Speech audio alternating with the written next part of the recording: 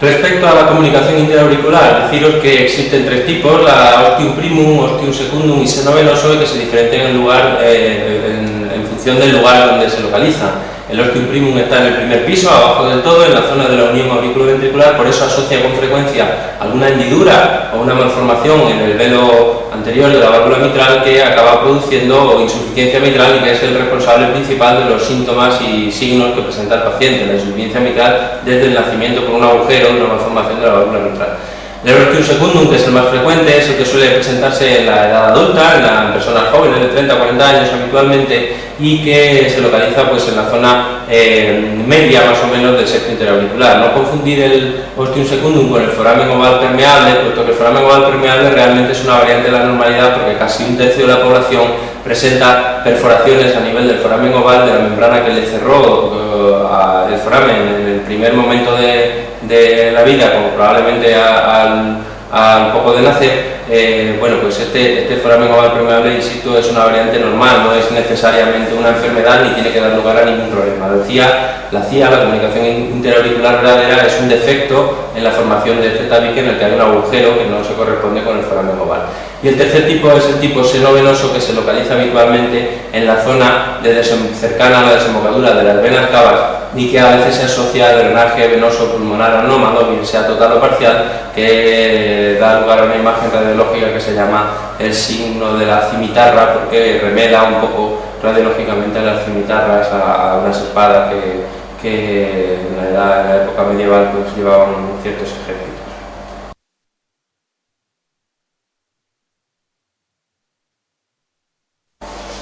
La comunicación interauricular habitualmente se detecta en la edad adulta, especialmente el tipo ostium secundum, porque el ostium primum sí que suele dar síntomas desde el nacimiento y aparte de producir un soplo muy llamativo por la insuficiencia mitral. Realmente el ostium secundum suele detectarse en la edad adulta, ya os digo, en torno a los 30-40 años, cuando el paciente empieza a desarrollar hipertensión pulmonar secundaria al hiperaflujo pulmonar mantenido que presenta el paciente. Recordaros una vez más que hay un dato en la exploración muy típico de la comunicación interauricular, que es la presencia de un segundo ruido con un desdoblamiento amplio y fijo, expresión de la sobrecarga de volumen tanto inspiratoria como expiratoria que presenta el lado derecho del corazón en presencia de la comunicación interauricular. Estos pacientes con ostium secundum en la actualidad prácticamente siempre son susceptibles de un tratamiento percutáneo con el cierre del agujero del defecto con un dispositivo, evitando la necesidad de una intervención quirúrgica sobre el corazón.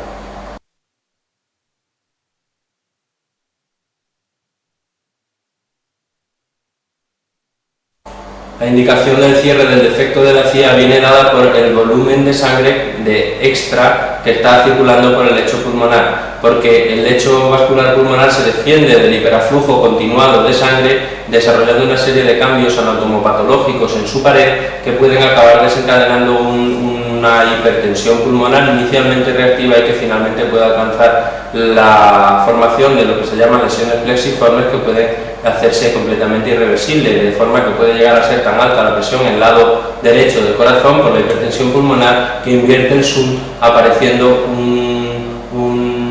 flujo de sangre desde aurícula derecha a aurícula izquierda y por tanto cianosis en el paciente, denominándose a esta situación la situación de Eisenmenger. ¿Cuándo debemos cerrar una comunicación interauricular? Pues cuando se determine que la cantidad de sangre extra del lado derecho del corazón es mucha, y mucho básicamente viene determinado por la relación QP-QS. Q es la letra que en física se utiliza para designar flujo, y esto se podría transmitir como que cuando el flujo pulmonar dividido entre el flujo sistémico sea mayor de 1,5 aproximadamente, sabemos que está pasando pues un 50% más de sangre por el lado pulmonar que por el lado sistémico, pues existe un riesgo relevante de desarrollar hipertensión pulmonar a largo plazo, y esos pacientes deberían someterse a la intervención. Cuando el QPQS es pequeñito, 1,1, 1,2, probablemente el paciente lo único que necesite sea un seguimiento clínico estrecho y solamente proceder al cierre del defecto en caso de que aparezcan complicaciones o que aparezcan datos premonitorios de que se desarrolla dicha hipertensión pulmonar, hecho poco frecuente con tan poco exceso de volumen extra sobre el lecho pulmonar.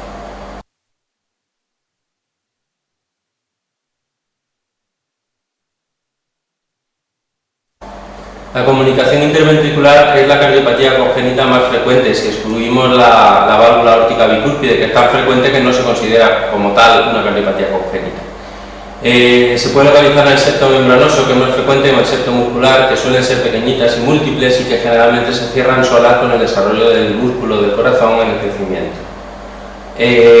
Las comunicaciones interventriculares producen un soplo que lógicamente va a ser sistólico, puesto que al haber un orificio que comunica los dos ventrículos, durante días toda la presión que tienen los dos ventrículos va a ser prácticamente igual, muy bajita y prácticamente iguales. Es en sístole cuando hay grandes diferencias, porque el ventrículo izquierdo va a tener presiones de 120, 130 milímetros de mercurio, mientras el ventrículo derecho no va a levantar más allá de 30 milímetros de mercurio en condiciones normales. Por lo tanto, solamente es en sístole cuando vamos a oír la turbulencia del flujo del paso de sangre del lado izquierdo al lado derecho a través de la comunicación.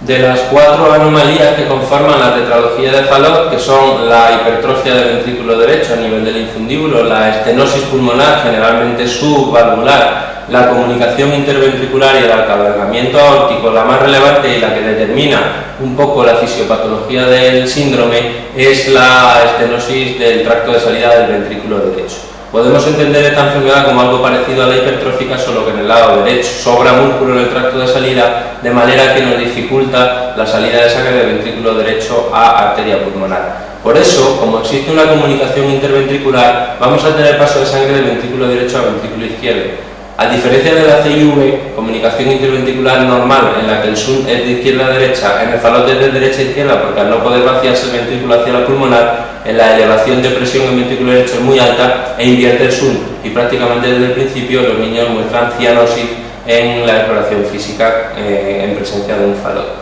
Es este, por tanto, el hecho más importante desde el punto de vista hemodinámico, la obstrucción del tracto de salida, que es el que, junto con el cierre del defecto de la comunicación interventricular, debe ser corregido en la intervención quirúrgica para prevenir el desarrollo de complicaciones futuras.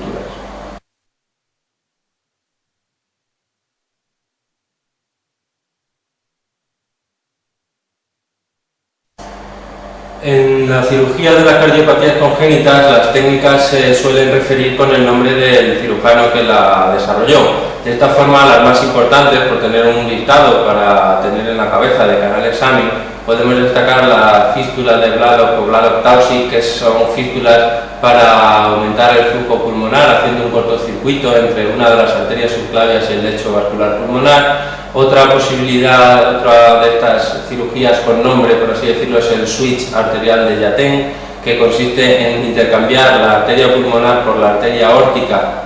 por la arteria aorta, para tratar a los pacientes que han nacido con una transposición completa de grandes arterias, es decir, llevar cada una a su sitio.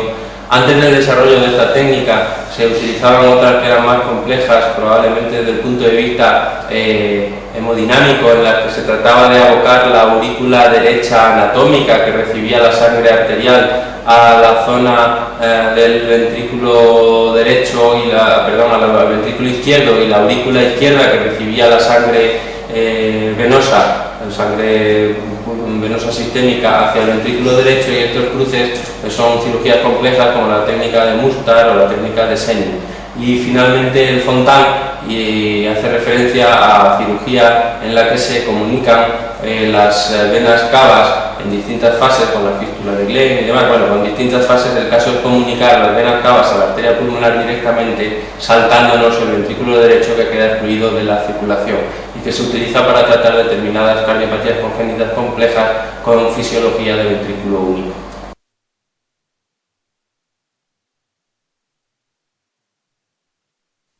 El signo del 3 o de la E invertida es un signo radiológico típico de la apartación de aorta, porque en el borde lateral de la aorta, en la radiografía torácica, en lugar de tener una curva más o menos tendida, pues tenemos una imagen como de 3 o como de E invertida, que se corresponde con la dilatación preestenótica y la dilatación postestenótica en la zona donde se encuentra la aorta coartada, que habitualmente es tras la salida de la subclavia izquierda al principio de la aorta torácica descendente. Otro dato radiológico típico de la coartación de aorta es la presencia de muescas en las arterias costales, expresión de un aumento en su calibre, que son las muescas de Rosler.